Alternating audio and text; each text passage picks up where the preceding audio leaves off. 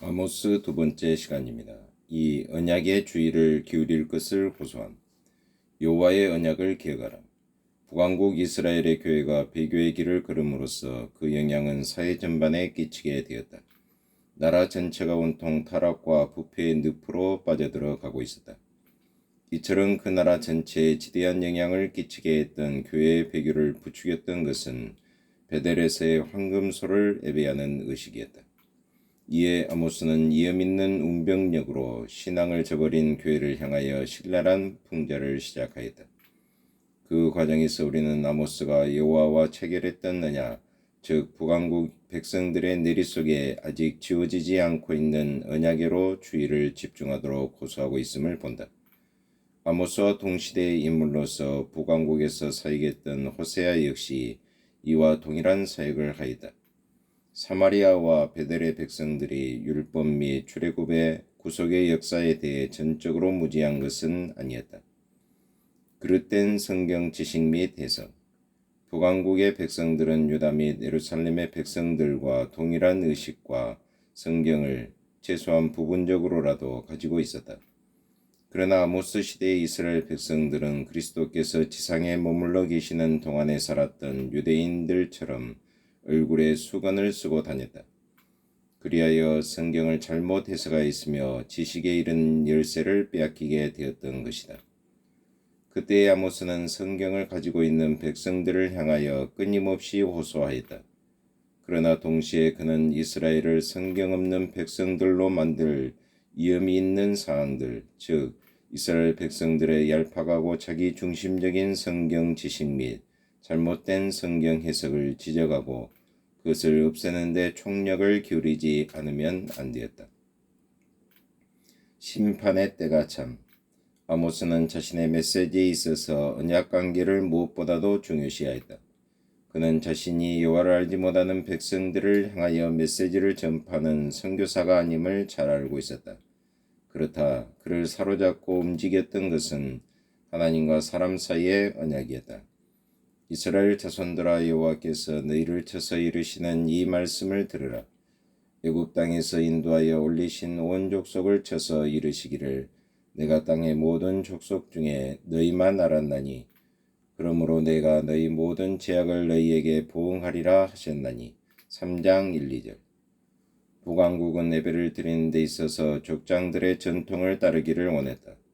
그리하여 예배는 이스라엘의 역사상 중요한 의미가 있었던 장소들, 길갈, 브엘세바에서 거행되었다. 5장 5절, 8장 14절.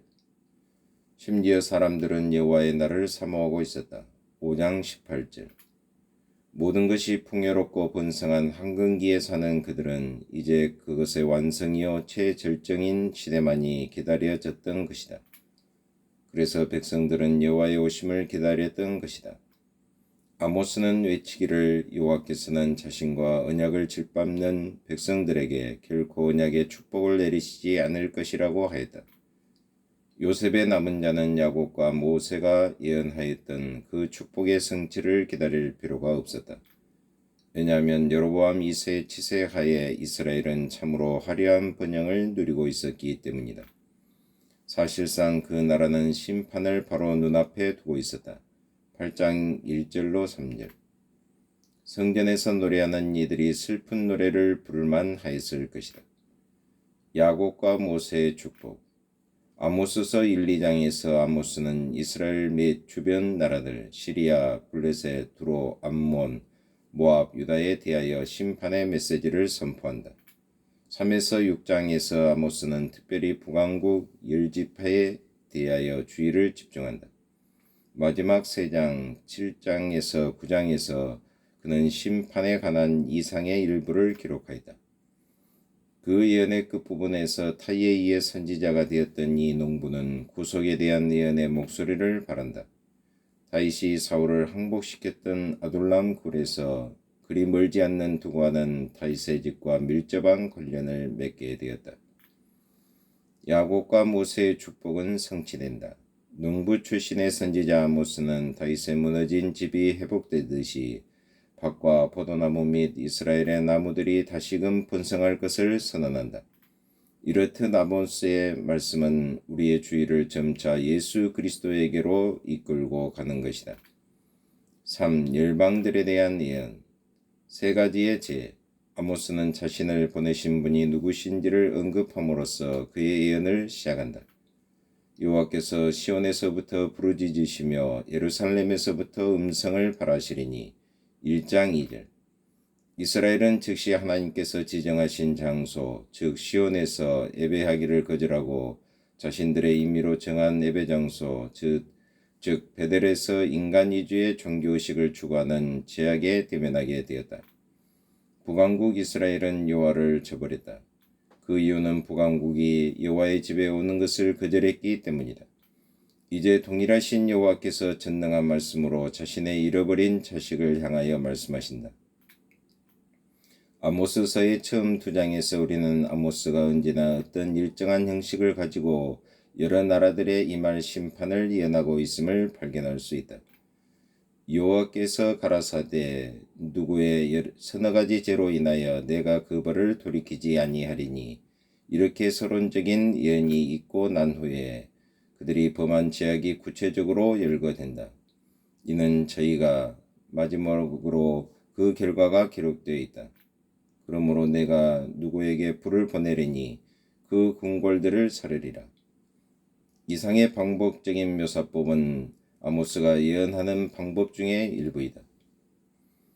그와 같은 반복적 서술은 마치 비상벨이 울리는 것과 같은 효과를 가지고 있다.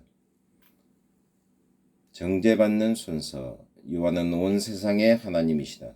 심판의 말씀은 이스라엘 주변의 나라들, 즉 이스라엘의 영토인 길앗을 침략하여 황폐케 하였던 아람, 시리아, 이 나라의 수도는 다메섹이다. 블레셋 연방 도시들, 가사, 아스글론, 아스돗, 에글론, 두로, 에돔, 이스라엘을 침략하여 그들 거민들을 노예로 팔기 위해 무자비하게 끌고 갔던 암몬 등에 먼저 발하여졌다.